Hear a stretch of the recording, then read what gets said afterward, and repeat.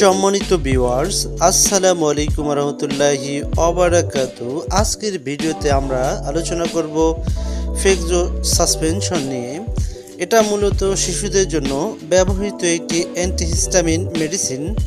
সহজ ভাষায় বললে এটি অ্যালার্জি সমস্যায় ব্যবহার করা হয়ে থাকে। এবারে আমরা জানব ফেক্সো সাসপেনশন এটি কি। ফেক্সো সাসপেনশন হলো ফেক্সোপনাডিন হাইড্রোক্লোরাইড নামের একটি ওষুধের তরল রূপ। এটি মূলত অ্যালার্জি থেকে হওয়া নাক দিয়ে পানি পড়া, হাসি, চুলকানি, লালচে ভাব ও চর্মরোগ স্কিন অ্যালার্জি কমাতে সাহায্য করে থাকে।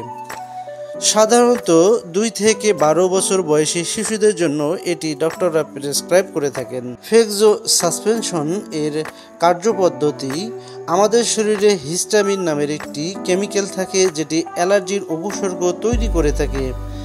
আর এই অ্যালার্জিক রাইনাইটিস দূর করার জন্য ফেক্সো সাসপেনশন সেই হিস্টামিনের কাজকে ব্লক করে দেয়। ফলে অ্যালার্জির উপসর্গ যেমন চুলকানি, হাসি, নাক দিয়ে পানি পড়া বা ত্বকে ফুসকুড়ি এগুলো খুব দ্রুতই কমে যায়। ফেক্সো সাসপেনশনের রোগ নির্দেশনা: অ্যালার্জিজনিত নাকের সমস্যা, হাসি, নাক বন্ধ বা নাক দিয়ে পানি পড়া, চর্মরোগ ও ফুসকুড়ি, চোখ লাল হওয়া বা চুলকানি হওয়া, এই সকল সমস্যা নিরাময়ে এই ফেক্সো সাসপেনশনটি দেওয়া হয়ে থাকে। ফেক্সো সাসপেনশনের ডোজ সাধারণত বয়স ও ওজন অনুযায়ী ডাক্তার ডোজ নির্ধারণ করে থাকেন। শিশুদের ক্ষেত্রে প্রায় দিনে 1 থেকে 2 বার দেওয়া যেতে পারে এই সিরাপটি। তবে ডোজ অবশ্যই ডাক্তার অথবা ফার্মাসিস্টের নির্দেশ অনুযায়ী নিতে হবে। এক্ষেত্রে কখনই নিজে থেকে ডোজ নির্ধারণ করে খাওয়া ঠিক হবে না। সতর্কতা: নিজের ইচ্ছে মতো শিশুদের এই ঔষধ দেওয়া যাবে না। কিডনি বা যাদের লিভারের সমস্যা রয়েছে এরকম আক্রান্ত শিশুদের ক্ষেত্রে বিশেষ সতর্কতা অবলম্বন করতে হবে। ঔষধ খাওয়ার সময় যদি মাথা ঘোরা, বমি বা অ্যালার্জি বেড়ে যায় তবে অবিলম্বে ডাক্তারকে জানাতে হবে। ঔষধ সবসময় শিশুদের নাগালের বাইরে রাখতে হবে। সম্মানিত ভিউয়ার্স, ফেক্সো সাসপেনশনের পার্শ্ব প্রতিক্রিয়া সম্পর্কে আবার জানবো।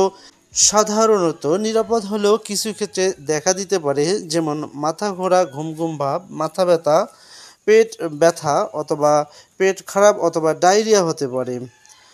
বন্ধুরা, এটাই ছিল ফেক্সো সাসপেনশন নিয়ে বিস্তারিত তথ্য। মনে রাখবেন, এই ভিডিওটি শুধুমাত্র শিক্ষামূলক। কোনো ঔষধ ব্যবহারের আগে অবশ্যই চিকিৎসকের পরামর্শ নিতে হবে।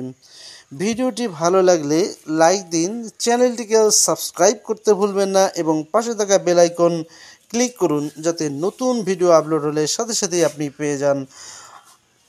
আজকের মতো এখানেই বিদায় নিচ্ছি। সবাইকে অসংখ্য ধন্যবাদ।